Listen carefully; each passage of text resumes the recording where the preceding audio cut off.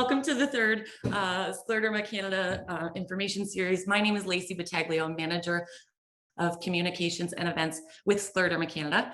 I want to thank all of you for joining us today. And most importantly, I'd like to thank Scleroderma Atlantic for hosting today's event. And without further ado, I think, Tanya, I'll pass it over to you. Thank you. Welcome, everybody. And thank you for joining today's webinar, Getting Active, Where to Start and How to Keep Going. We'd like to thank our sponsors for making this webinar possible. The Government of Canada's Emergency Community Support Fund and Community Foundation of Nova Scotia.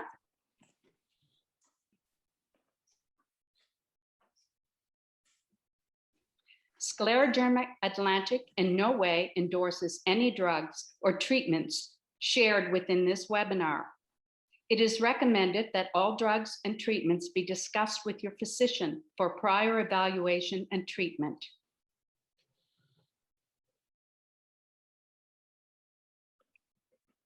At the end of the webinar, there will be a session for question and answers, and you can use the question and answer icon. If you're using a computer, it's at the bottom of your screen.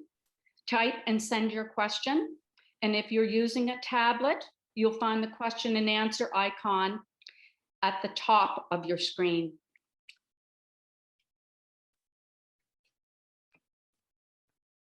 Our speaker for today is Kelsey Ellis, who has a BSc in Human Kinetics.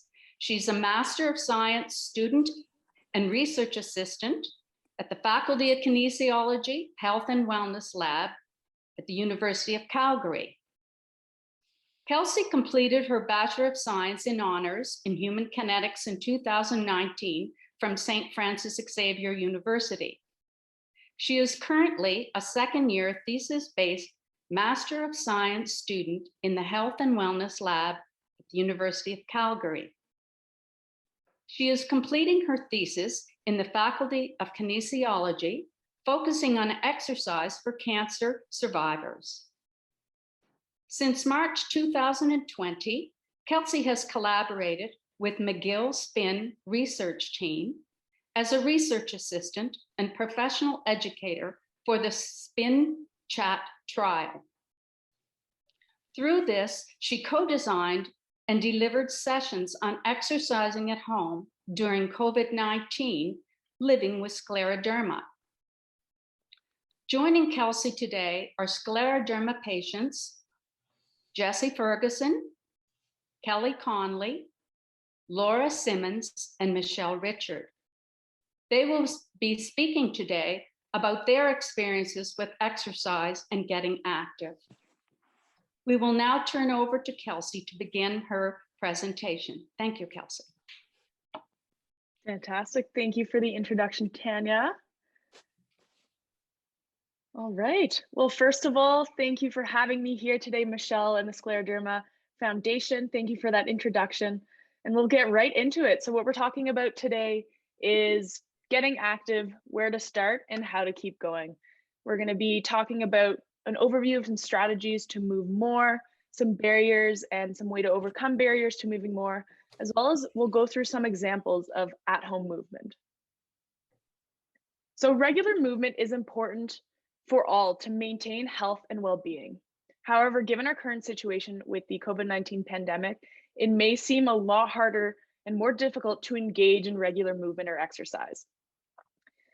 I'm sure that you're all also finding it a lot harder to stay home or stay active at home through the pandemic. So today I'll share with you some evidence-based strategies that may help you move more at home.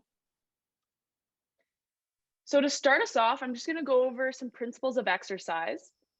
So some of you may know this, but exercise is actually a subset of physical activity. Specifically, physical activity, which we also refer to as movement, is defined as any movement that requires energy, which covers our daily movement or living activities, getting up and down from our chair, walking to and from our car. Those are all considered physical activity. Exercise, on the other hand, is a planned and structured activity that's aiming to improve at least one aspect of fitness.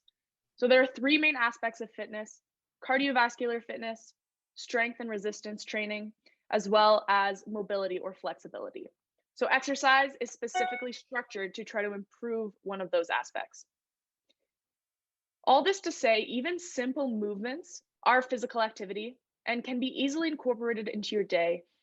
And simple movements, even from a seated position, can help you stay active and will contribute to your health and well-being. Now, there's strong evidence that exercise and physical activity are safe and valuable for people living with scleroderma. Exercise in people living with scleroderma with pulmonary involvement is also generally deemed safe, with an emphasis on lighter to moderate intensity exercises and movements. There are many very well-known benefits of exercise, and these include psychological and emotional well-being benefits, as well as physical outcome benefits.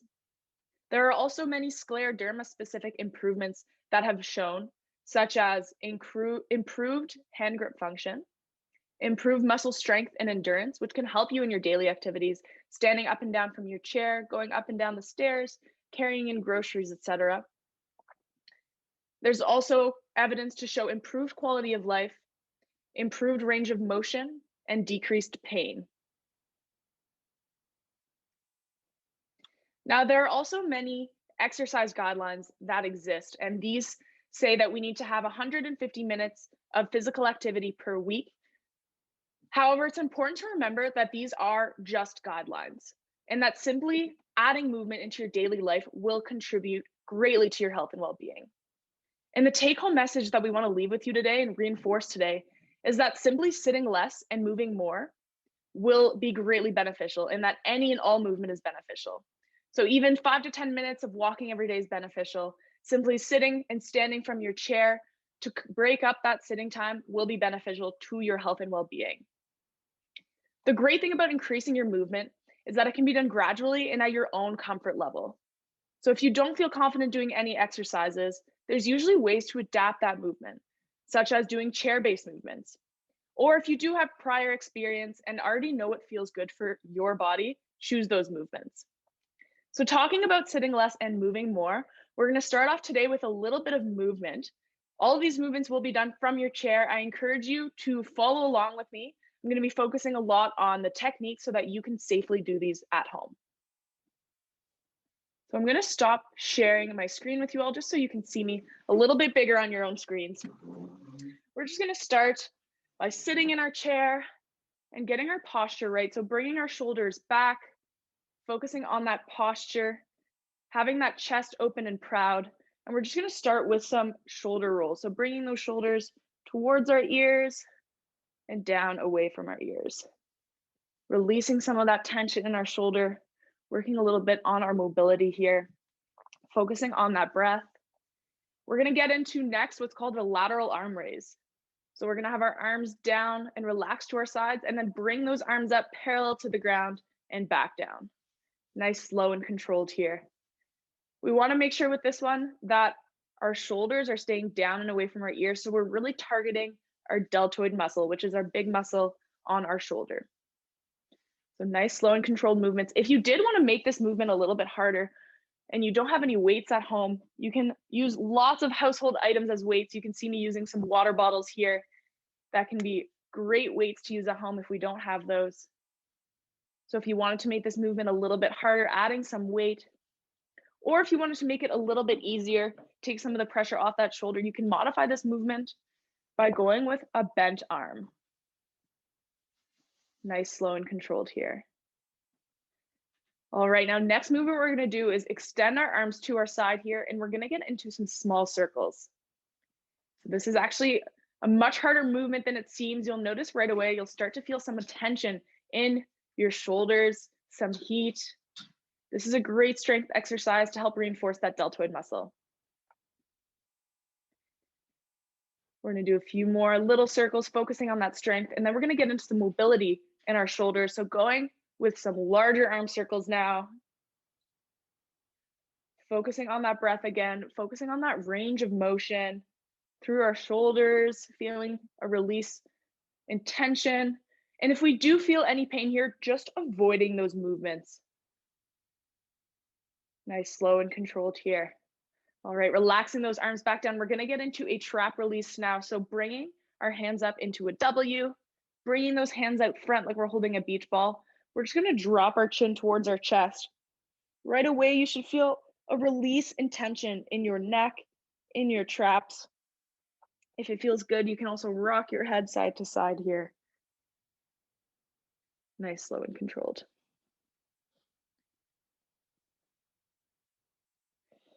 And relaxing back down.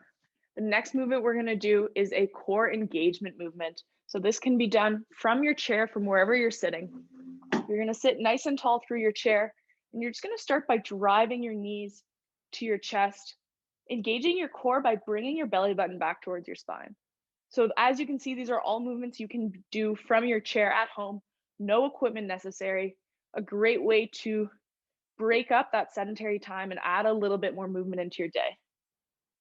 So this is a great core exercise. We're going to finish off with a lower body movement. This one is called a sit to stand, pretty intuitive, starting from that like seated nice and tall with a good posture here, standing straight up, squeezing through your glutes and sitting back down. This one is targeting your quad muscles, your glutes, a great lower body exercise to do at home to break up that sitting time. Now, if that's feeling a little bit too strenuous for you today, I will give a modification. If you're liking that movement, stick with that one. If not, the other movement you can do for this one is just extending one leg at a time, staying nice and tall again in that chair, and squeezing through your quads. So again, another example of a nice chair-based movement you can use to break up that sitting time and sedentary time during your day. All right. So I hope everyone was able to join in and they're feeling a little bit more energized from adding a little bit of movement into that sitting time. So next up, we're going to hear from a peer perspective. So we have Jessie that's going to come on and talk about her experience in movement and what movement looks like for her, talking about moving more at home, some movement plans to move more on a regular basis and ideas, as well as some benefits that they've experienced through their movement journey. So Jessie, I'll invite you to come on and discuss with everyone your experiences. Hi, everyone. My name is Jessie Ferguson. Am I muted? Can you hear me? Okay. My home activity is yoga style stretching. And I started this tentatively about 7 years ago. And as a scleroderma patient, I started with mouth exercises, hand exercises, and then I moved on to my body. And I used my bed as my platform because I found it too difficult to get down and up off the floor with a mat. So in the early days, it was very difficult and slow progress because of the tightness in the skin. Every day that I would start exercise, it was like I was starting all over again for the first time. But gradually and slowly, I noticed more flexibility in my stretching.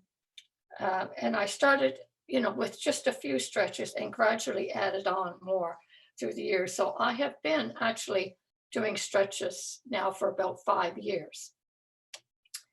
And I would try to hold my position for just 2 good breaths or about 5 or 6 seconds. And keeping in mind with my tightness that it was not going to be painless for me to do stretching, but it was not severe, but it was a present pain that as soon as I released a position, that pain was gone. And I do now, I do 7 different movements on my lower body. And I do them very slowly, very gently. Then I move on to hand exercises and wrist exercises. And I do 4 arm exercises, just 2 reps of each. And then I sit at the side of the bed and I do a few neck exercises, just 2 reps of each, very gently, very slowly. And finally, I use a folding chair that always has to be on a mat or a carpet for safety's sake. And I do 3 forward bends style stretches, and I just do 2 reps of each. And as I am a morning person, I I like to do my exercises in the morning. I have my morning coffee and have my quiet time. And then regularly I have my debate whether I could skip my exercises today or do them later in the day or in the evening, knowing full well that I will not follow through with that. So to get around that, I started doing my exercising every other day, and that's worked out well for me. And I usually finish my exercises between 7 and 8 in the morning. And I do now at this stage 30 to 40 minutes of stretching each morning. And my exercise program now has become as normal to me as having my morning coffee. I got rid of old conditioned thoughts about it being a workout or a good sweat and realized that I needed this exercise to thrive and live well. I have used the same music for 5 years, and when I start the music, my body begins to flow along. I use gloves, as many scleroderma people do, to give me grip to hold positions. And I find gloves give just a little more strength to my hands. And the new movement, in the past winters, I did indoor walking at the Canada Game Centre here in Halifax. And of course, that is totally stopped for me for COVID.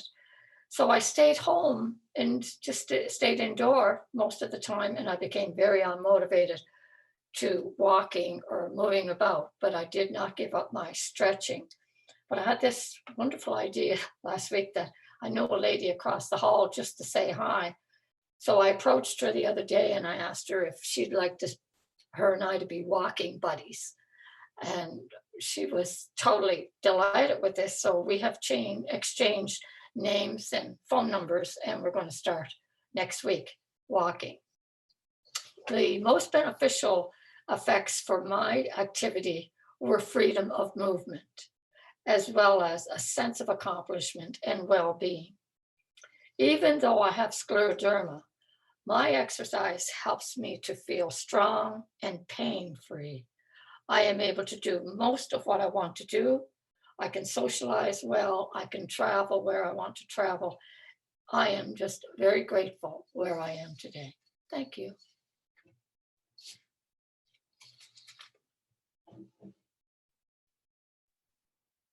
Thank you, Jessie, for sharing your experience in movement. I think that was incredibly insightful, and I'm sure lots of people attending today were able to relate to that experience. So thank you. You're welcome. You did bring up so many amazing points. I loved, your point about starting low and slow and then progressing from there. I think that that's so important, especially if you're new to movement and that's not part of your regular schedule. Having that to get you back into it is fantastic. You also brought up having it in your routine and schedule, and now it's just like having your morning coffee, and I think that's so important, and it will help you maintain movement in the long term, which is amazing. Great. So thank you so much, Jessie, for sharing your experience.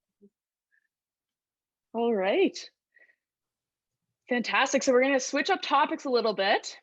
We're going to get into some barriers to physical activity, as well as some ways to overcome these barriers. So the SPIN research team recently conducted a study for people living with scleroderma and found what were their most commonly reported barriers to physical activity. So here you see the most commonly reported barriers. The first one was Raynaud's symptoms, or Raynaud's phenomenon, followed by fatigue. After this, we also had joint stiffness and contractures, shortness of breath, difficulty grasping objects, muscle weakness, and mobility. So all of those, as you can see, are medically related, specifically related to scleroderma. So I encourage you to think about this and try to brainstorm, how would you overcome these barriers? Or if you've experienced these before, how have you overcome them to move more? And then finally here, we also have our last reported barrier, which was non-medically related, and it was a lack of motivation and a difficulty committing to exercise, which included difficulty finding time available to schedule exercise, feeling embarrassed or discouraged due to lack of physical activity, appearance, or judgment of others, and then overall just having a difficulty committing to exercise. So I'm going to go through some potential facilitators that may help overcome these barriers. It is not a one size fits all. Some things may work for some and not others. So it's important to find what works for you to overcome these barriers. But again, I encourage you to really think about which ones apply most to you, and hopefully we'll find some facilitators or barrier management techniques that resonate with you today. So from this study, it also came out a few facilitators, so things that made it easier for people living with scleroderma to stay physically active. So these included adapting the exercise form, so using controlled slow movements to reduce pain, adapting exercise conduct, which included taking breaks for fatigue and pain and muscle weakness and difficulty with mobility. So taking lots of breaks throughout your exercise is so important. Making that exercise your own, making sure that you're listening to your body first is really the most important thing. Another facilitator was using adapted equipment. So it could have been using wrist weights if there's a difficulty for grasping objects, or going with body weight movements can also help to overcome that barrier. In terms of if there's difficulties with shortness of breath or aerobic capacity, individuals reported taking lots of breaks while exercising, as well as lowering the intensity of the exercise to not experience shortness of breath. Now, the second facilitator reported here was to change health behaviors to have an overall better health and well-being and have a better habits to take care of our body. So these included moving more and sitting less in general, having better nutrition, prioritizing sleep. Doing all of the things as well as physical activity can help you take care of your body and reduce pain and weakness, among other benefits.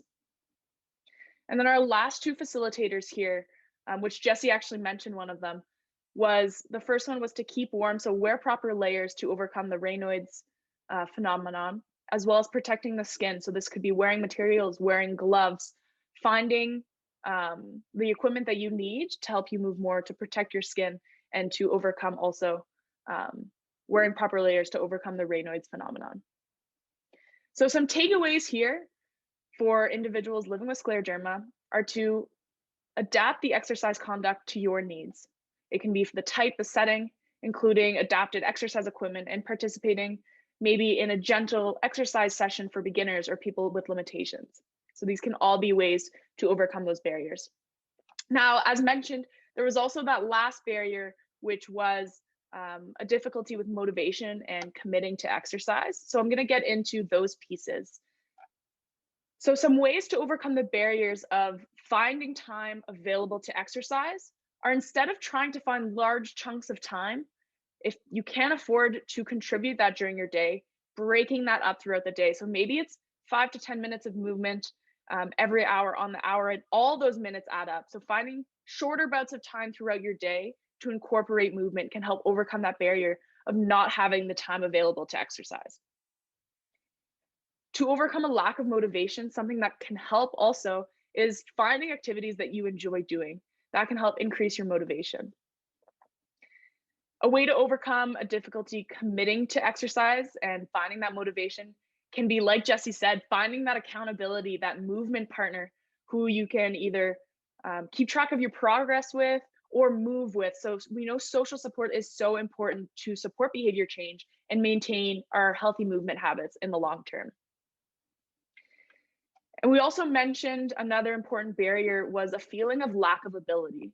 So it's important to choose activities that work for you, that are at the right level for you. So if you're interested in trying a new activity, but you don't feel like you have the knowledge and skills to do so, like Jessie said, starting low and slow is important.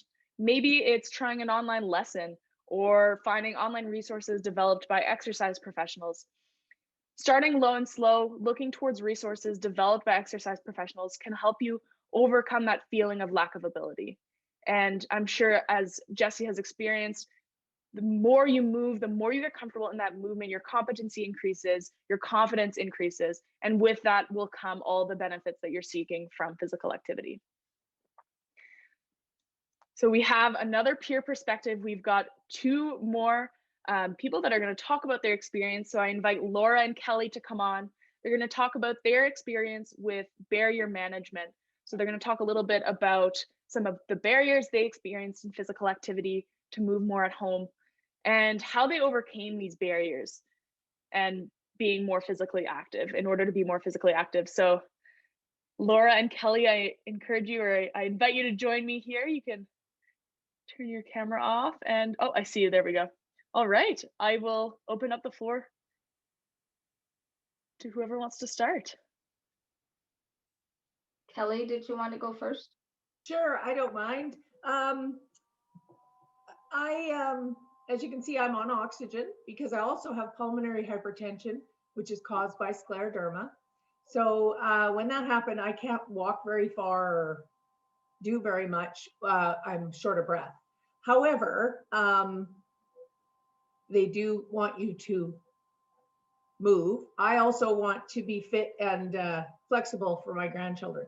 So fairly recently, I'm living in a northern climate, and the snow says don't go outside, but I knew I wanted to do some walking. So I actually started walking in my house from one side of the house to the other, and I'm gradually adding laps on.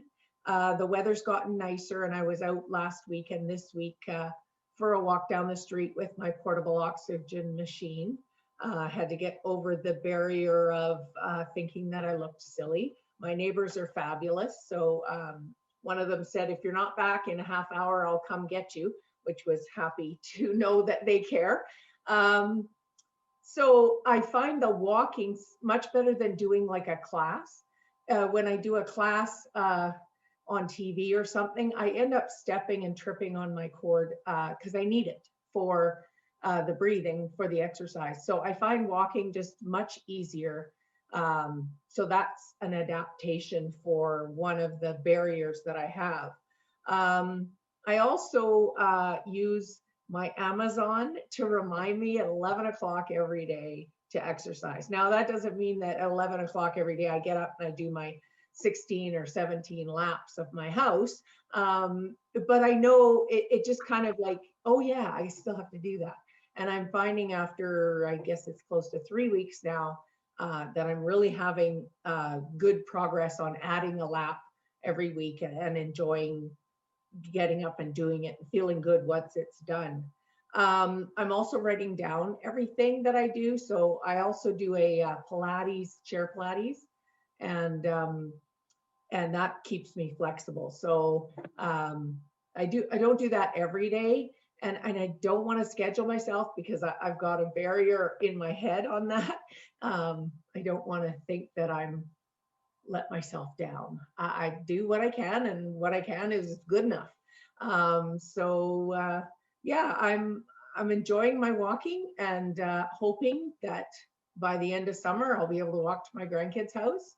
Maybe not back because it's uphill back, but at least I can get there. So I have some goals. And I'm really enjoying the learning of how to get past these barriers. Thanks. Fantastic. Thank you, Kelly, for sharing your experiences. I think a lot of people can relate again to your experience. And I love the example of the neighbors coming, making sure they're checking in on you. That's awesome. That's important. All right, Laura, I'll pass it on to you. Thank you very much, Kelsey. So throughout my scleroderma, I've been able to remain quite active. I walk to my granddaughter's school to pick her up after school, and then we walk back here. So that's about 10 or 12 blocks. And I regularly go for walks with my son or my husband. I do my exercises for my hands so that they don't cramp up in my face and that sort of thing. And for many years, I think all the physical activity I needed was running to the washroom 8 and 10 times a day. So that was sort of a different lifestyle than I have now that I have my gut problems more under control. My barrier is definitely motivation. And the reason that I have that barrier is that if I'm actually exerting myself with too much housework or raking or weeding the garden, later that day, I end up with chills. And the next day, I end up with fever. My joints are swollen, my muscles all ache, and I literally cannot get out of bed. So I've thought often in the past years that I'd like to get into a proper exercise routine. Before I had scleroderma, I was very fit. I ran about 4 kilometers every other day, 9 or 10 months of the year. I played 7-a-side women's soccer, summer and winter. And I went to fitness classes in the gym at least twice every week at lunchtime. So I was very fit. In December of 2010, I was pushed up against the boards playing indoor soccer and I broke a rib. And that was the beginning of my challenges. By March, my hands had started to swell up, and that's all turned into scleroderma.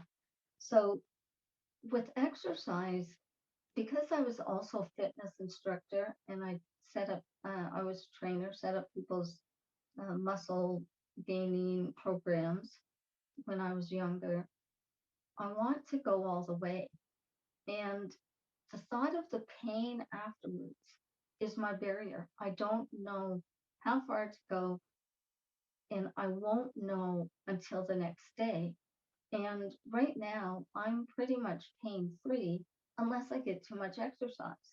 So it's a real motivational downer to think exercise is what's giving me the pain. It's not relieving my pain.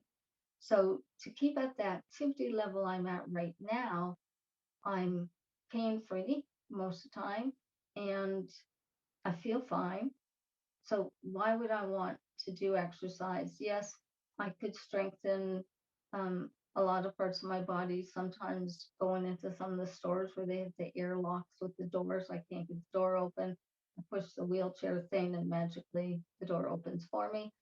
That might be nice to overcome, but will it make me in pain the next day? And sometimes, if I really overdo it, it's 2 days worth of lying in bed with a fever and pain. And I just don't want to go there.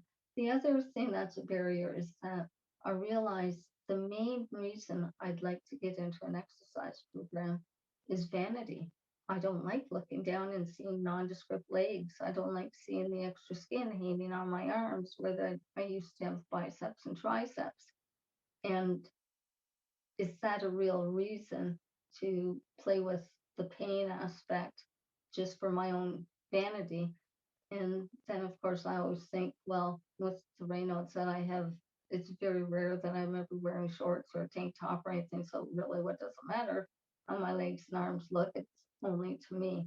So I have started exercise programs, like literal exercise, not just activity, in the past and quit because of the pain.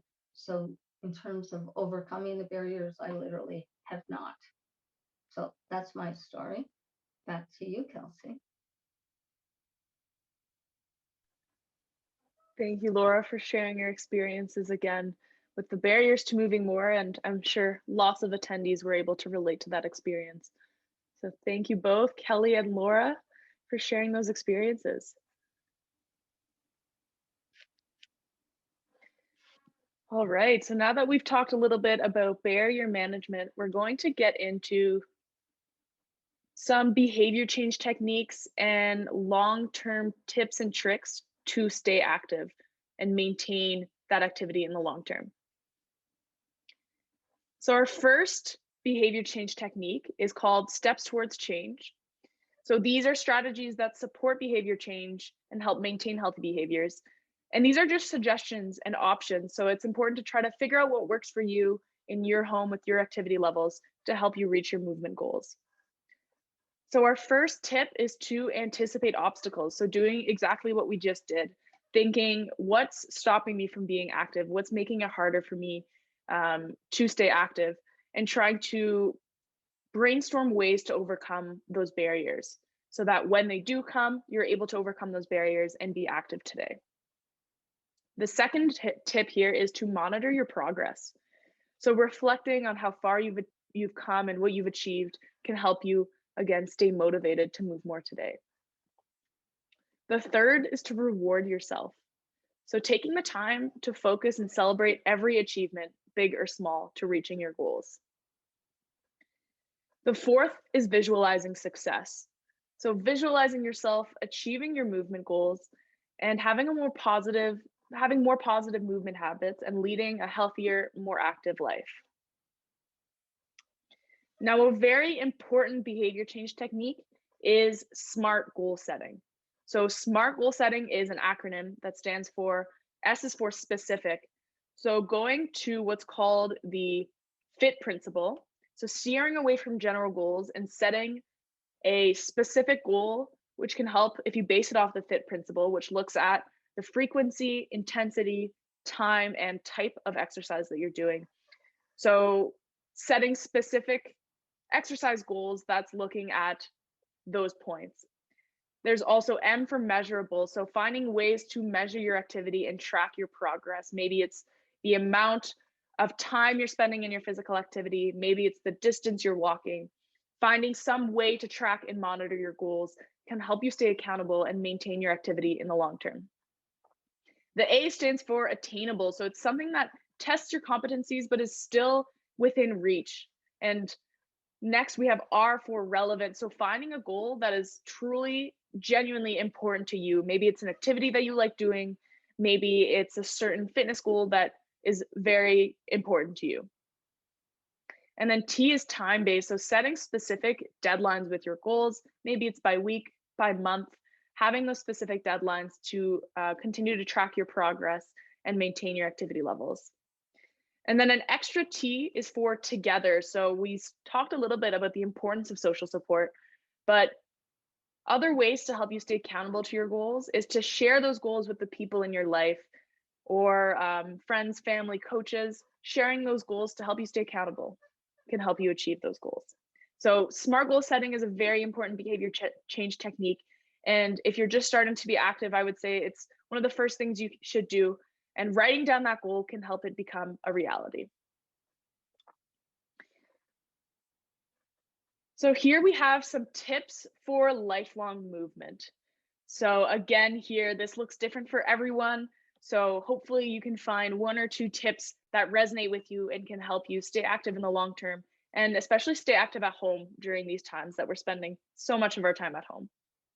So our first tip is to continue to look at movement differently. It's all exercise. So as mentioned in our take-home message today, what we really want to emphasize is that any and all movement is beneficial.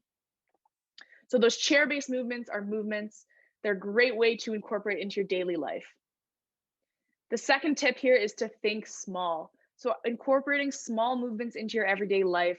Maybe it's while you're brushing your teeth, you're doing some calf raises, or while you're watching your favorite Netflix show, you're adding a little bit of movement here and there throughout your day.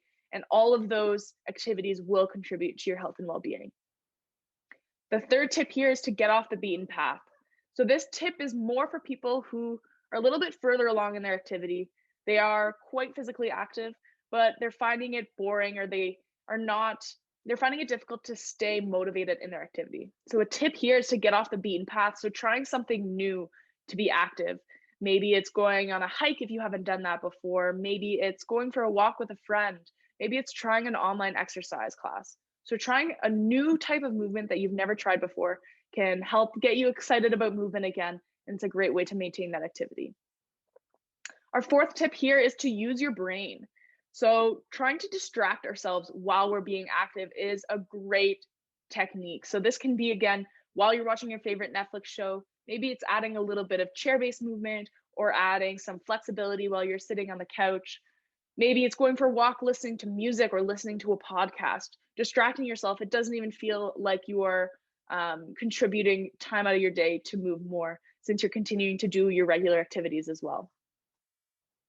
Our fifth tip here is to use a script to prevent any slips from becoming lapses. So something that many people experience is we're maybe constantly telling ourselves, I'll be more active tomorrow or next week. Trying to have an answer to change that mindset. So an example that you can do is, if you look back to the last time you were active, how maybe you felt a little bit more energized, and using that as a visualization technique to be more active today. So thinking back to that time, how good you felt, and using that as motivation to be more active today. The next tip here we have here is get an accountability partner. So again, going back to that social support piece, sharing your goals with that accountability partner or moving with the people in your life. Those are all a great way to use your social support system. The next one is plan to stay active. So setting that SMART goal to help you stick to it. And finally, here we have Go Group. So finding some sort of physical activity support group. So we know that online exercise classes have exploded through COVID-19 in terms of accessibility. So finding something that works for you online, harnessing the power from that group to help motivate you to stay active.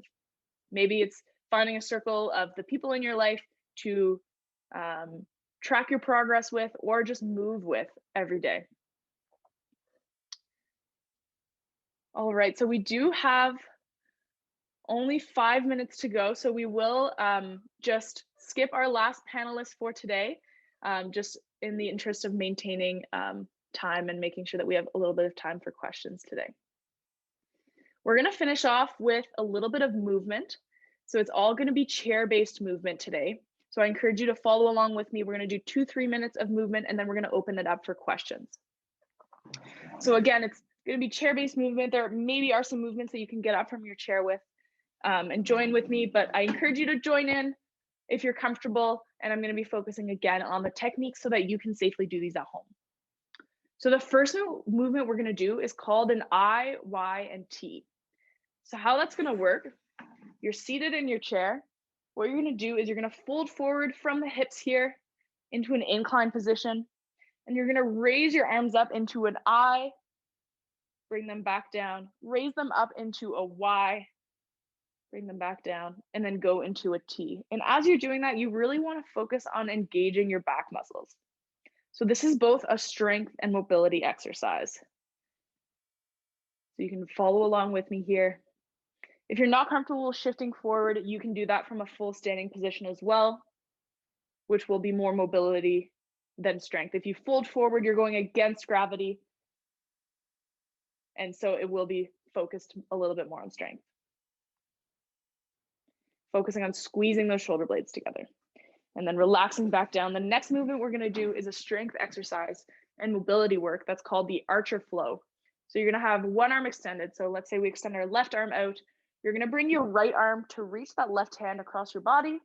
And then you're going to bring that arm back like you are an archer and squeezing through those shoulder blades. Nice, slow, and controlled here. We're going to do 3 per side, squeezing through those shoulder blades. Again, a great mobility and strength exercise. And then we're going to switch sides here. Focusing on keeping a good posture at all times so the chest is open and proud. The shoulder blades are slightly pulled back and our core is engaged by tucking that belly button in towards our spine. Now the next one after that archer flow, we have another mobility one. So we're just going to bring our arms across our body, give ourselves a nice hug, taking some deep breaths here. Then we're going to get into a chest opener. So bringing those arms out, opening up those chest muscles, focusing on that breath. The next one we're going to do is link our hands together and extend those hands out front. So with this one, you should feel a nice stretch through your upper back. If we can't quite link our hands together, just extending those arms out front. And then relaxing those arms back down. We're going to do the same thing behind us now. So extending those arms behind us, opening up those chest muscles. If we can link our hands together, great. Adding a little bit more of a stretch here through our chest muscles. And relaxing back down. We're going to finish off with just 2 more stretches. So sitting in that nice seated position, we're going to bring one knee up to our chest. Now this is a great one you can do from a seated position. If you're lying down, it's great for the low back, for the hips. If it feels good to do circles with that knee, you can do that as well. And switching legs now, bringing that other knee to our chest. So lots of different movements you can do from your chair. There was also the sit to stands that we did, which is a great movement, great strength exercise. And lots of different mobility work you can do here. And relaxing back down. The last movement we're going to do is called an eagle hold. So what you're going to do here is you're going to have one arm at 90 degrees.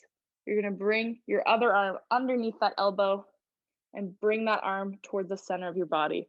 So it is a little bit more of an advanced movement. If we can't quite get that arm underneath our elbow, just start by pulling towards the center of our body. We should feel that stretch in behind that shoulder blade. Relaxing back down, we're going to go to the other side now, wrapping that arm underneath and bringing that towards the center of our body, or just modifying as you need here, using your hand to bring that arm to the center of your body. And relaxing back down. So I hope you were able to join in on that movement and find some movements that you can do safely at home on your own time.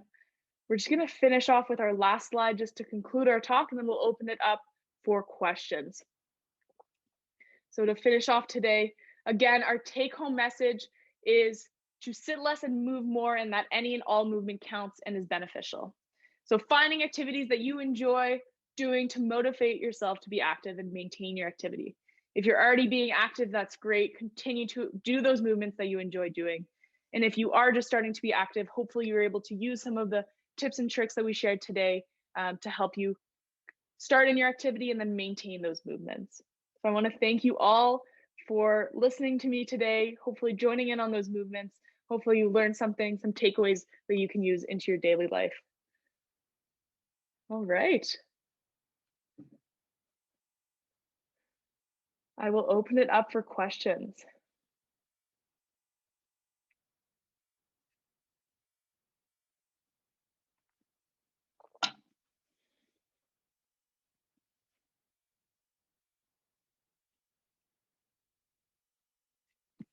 Can you hear me now?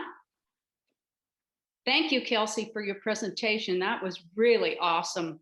I found it very encouraging to see how easy it can be for any of us to get a little more active. And also a thank you to Laura, Jesse, and Kelly for sharing your experiences and how you have made it easier for living with scleroderma. We'll have our question and answer session now. And for those who'd like to ask a question, use the question and answer icon on your computer at the bottom of your screen. And if you're using a tablet, at the top. And type and send your question. I see we have one question right now. And Yes. Okay, first question, any specific exercise for tight muscles? That's a great question, Rita. A lot of the movements we did are great to help loosen up tight muscles. I can also share with you all in the chat, our lab has put together some chair-based movements that are good for mobility and good for tight muscles. So I'll share that in the chat. And it's a YouTube channel that's designed specifically for people living with physical limitations. And so if you're looking for something to start off with, it's a great starting point. You can follow along with the video, and it's got lots of movements that will help increase your mobility if you have a lot of tight muscles. But the movements we did today, slow and controlled movements going through range of motion, like the arm circles we did, bringing our knee to our chest, those are all movements that can help reduce tightness and pain in those muscles. So I'll share that YouTube link in the chat here. Thank you, Rita. One more question. Exercise to help with lung capacity. Yeah, that's a great question. Definitely something you can do is to work on your cardiovascular fitness. So anything that's going to help you increase your lung capacity is when you're getting out of breath a little bit. So it can be aerobic work. So a lot of walking, swimming, biking, but being very mindful if you do have any lung limitations, being very mindful of that, taking lots of breaks as you're doing that. But any exercise where you're really getting out of breath can help improve that lung function and that heart health. So any aerobic movements, we didn't do any today, but there's lots of different ones you can do. Walking is a great place to start. And then from there, there's lots of different aerobic work you can do. But any aerobic exercise will help improve heart health and lung function. Great question. We have another question here from Mary Harris. What are some hand and wrist exercises? I have a lot of pain and stiffness in my fingers and wrists. Mm-hmm. That's a great question, Mary, and I'm sure lots of people would also benefit from that who are on this call. So Spin has actually developed the Spin Hand program. So I'm hopeful. I think Michelle has shared with you before, but that's definitely something that we can share with you again. And they do have some videos and pictures and explanations you can follow along for both improving hand function in terms of strength and mobility. And so that would be a great resource for you if that's what you're looking for. And one more question, any exercise to prevent Raynaud's? That is a great question, and not that I know of. So I think that's a little bit out of my scope, but that is a great question. Maybe something that you can ask your doctor, or if you go to physiotherapy or anything like that, they would probably know more about that, but not that I know of at this time. Well, it looks like we're running out of time, and I don't see any more questions. So at this time, I think we will end our question and answer session. And first off, I really want to thank everyone for joining in today's webinar. And thank you all for joining. Thank you, Kelsey, for this wonderful presentation. Also, Laura and Kelly and Jesse for your contribution, and also Mary Ellen for your technical support. This webinar will be posted on Facebook and YouTube. And I'd like to announce our next webinar entitled Life with Scleroderma, Personal Stories. So I hope everyone will have a chance to join us Sunday, May 16th at 2 p.m. Atlantic Standard Time. Thank you all for joining us, and goodbye until next time.